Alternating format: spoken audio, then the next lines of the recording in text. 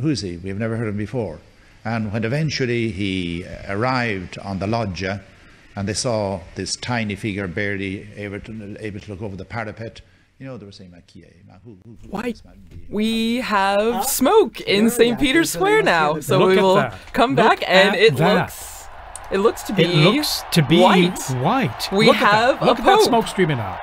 This is good. This is incredible news here, coming up here on 6:08 p.m. here in Rome at the Vatican, and we have white smoke streaming out. And you can hear the crowds. And we hear the crowds applauding there. As you can see, now we got the camera work on there. Just crowds of people crying. It's amazing. Here we are. And celebrating this special moment. Yeah, it's so white, so... There was a brief moment where we were a little unsure, but it is confirmed it is white smoke. We have white smoke here. A smoke warning. A smoke warning. We're no longer watching. Oh my goodness. I was walking out the door. We're back with Dr. Leslie. I'm still out of breath from racing up here. I can't believe it. I'm actually flabbergasted. Surprised honestly. As well, because given the complexity of the reality we were talking about, and the many issues and the diversity, but here we are, and look at our drone footage there. We're just cruising over the roof of the Sistine Chapel. We see the crowds. The bells ringing. The bells are ringing. It is 100% white smoke. The white smoke. And I mean, as we were talking about before, the crowds are... I mean, it's the square's packed. Yes. It's incredible. And that's probably small compared to what's coming in now. And that smoke just scared away our seagulls there, the little family there that was just relaxing on Sistine Chapel roof there. But actually, as you mentioned at the beginning, TJ, it seemed like they did know. They came back just for the white smoke. Indeed, indeed. In fact, maybe they were giving us a kind of a secret, a bit of information that they knew that we didn't know. But here we are. And then a spectacular, sunny, brilliant evening here. And you can even see from the perspective of the crowds there in St. Peter's Square, the white smoke billowing from the chimney, even as the sun starts going down behind the dome of St. Peter's there. Well, thanks be to God. Honestly. And this smoke will last at least about 6 minutes, 6.5 minutes. And with a light breeze there in the square, we can see it billowing down towards the square. And we've got now basically about, it's going to be 45 minutes to at least an hour at least before the new Pope, just elected, so before we will know who... to greet everyone.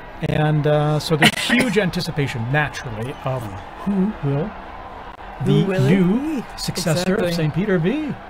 Well, and I mean, as we were talking about before, you see the crowds filling the squares, but also the different people who have come. I mean, you can see the flags waving, people smiling. It's a big sign of, you know, the universality of the church, but then also just how supportive people are in sense of being here for this moment.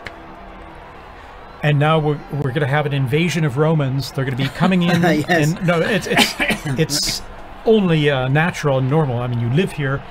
So those who can he's their bishop too. What's that? He's their bishop too. Of course, he's their bishop. There you go. And so they're going to be streaming into the square now. It's going to be filling up. It will make for some interesting traffic around my house, because if my recollection is correct, when they couldn't get any further, they just left their cars in the road.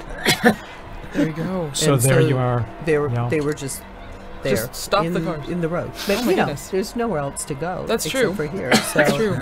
Look at that billowing, thick white smoke there. Oh, wow. All the different flags. I love the people ready with their flags just in case. Yes. My daughter said that the election of Pope Benedict XVI, her closest friend, they went to school right around the corner here, and her closest friend was German. And they went running out into the square, and out comes Joseph Ratzinger. She said her friend had this teeny tiny little, teenage girl purse. She pulled out of this purse this flag, this enormous flag. It was suddenly waving in German. Oh my goodness! So apparently, a lot of people come prepared. Yeah, that's the thing, because you just never know. I mean, when I was in the square earlier, people thought, oh no, it might be a longer time. It could take, days. Yes, you just don't know. You just don't know. Yeah, you just don't know. In fact, I didn't know what to expect. At the same time, it's a wonderful surprise here to see the white smoke billowing there. And so after just, day and a half, basically. Yeah. And here we are. It does make you feel like there's a wonderful sense of the noise stopped, the cameras went off, they went into the chapel, they prayed, and the Holy Spirit spoke. I mean, it just really gives us a great sense of confidence.